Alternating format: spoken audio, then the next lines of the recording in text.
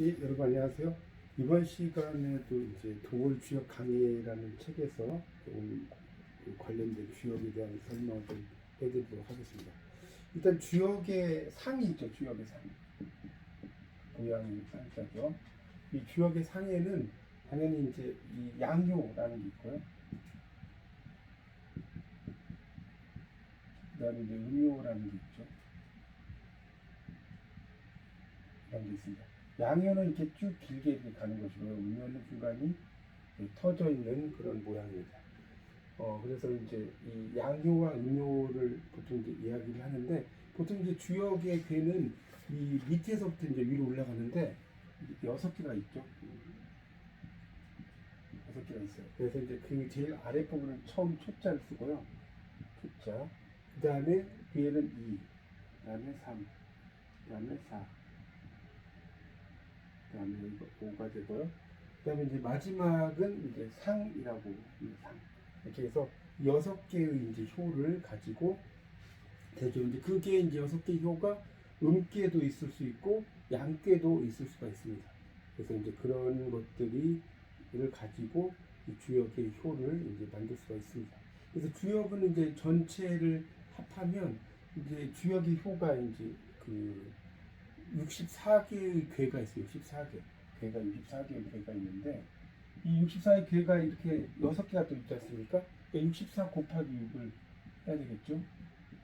자, 그러니까 전부 토탈해서 384개의 효로 이루어져 있는 게 바로 이제 주역의 효입니다. 그래서 그 주역에는 보통 이제 그 괴상이라고, 이제 괴에 대한 설명이 있겠죠? 괴가 어떤지. 자, 괴상이라는 게 있고요. 이제 이런 것이 이제 괴상전이라고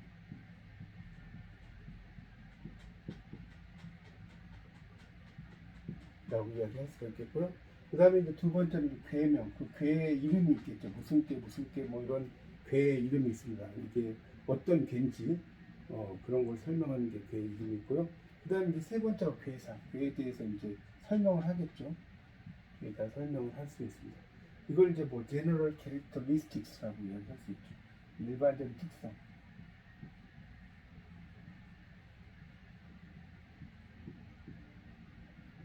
이렇게 이야기할 수 있겠고요. 그 다음에 이제 그 384개의 효, 384개가 있다고 했죠. 효에 대한 또 이제 설명이 또 있겠죠. 근데 이 효에 대한 설명을 이제 우리가 그러니까 효사라고 이야기할 수 있겠죠.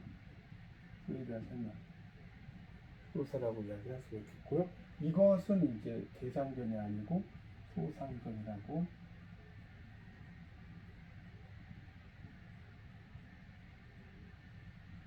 이야기를 할 수가 있습니다.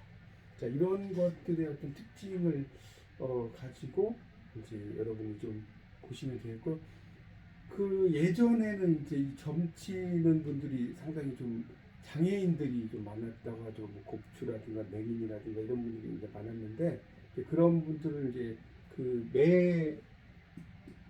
할매자죠. 점칠복자를 써서 매복이라고 하죠.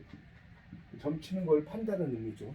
그러니까 점을 치는 걸 팔아서 생계를 유지했고, 예전에만 해도 이제 상당히 그 점 치는 사람들의 위치가 상당히 높은 위치에 이르렀습니다. 요즘은 뭐 그 정도까지 높은 위치에 이르진 않았지만 그렇게 됐고, 이 갑골문에서 이제 이렇게 점을 치면 거북이의 배딱지에다가 이렇게 점을 치지 않습니까?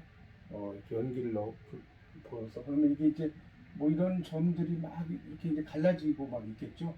이런 걸 보고 점을 쳤다고 합니다. 그래서 그 점을 치는 것을 보고 이제 설명하는데, 그게 좀 명확하지가 않아서 뭐 이제 그것에 점을 좀 잘못 치거나 이러면 정말 최악의 경우는 그 목숨을 잃기도 했다고 합니다. 그래서 이런 그 갑골문이라고 하죠. 그 소 견갑골, 소의 어깨뼈라든가 거북의 등껍질에 있는 그런 그 갑골문이라고 하죠. 그런 것들을 보고 이제 우리가 그 한자의 어떤 어원이라든가 이런 것을 또 판단할 수가 있는 거죠.